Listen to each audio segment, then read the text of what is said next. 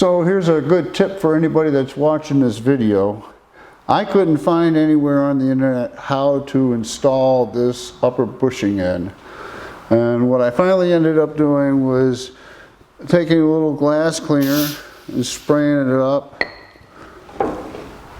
and putting it in there.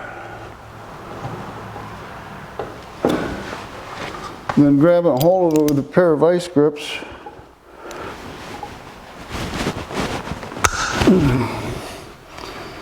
And wrap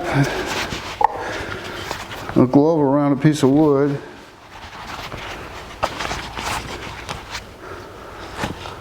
And use it as a lever to pull that upper bump stop through.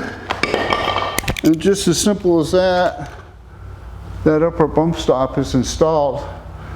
And I'll tell you what, I tried everything. I tried heat, I tried oil, I didn't know if I was going to pull the top off or not, and it popped right in. Just as simple as that.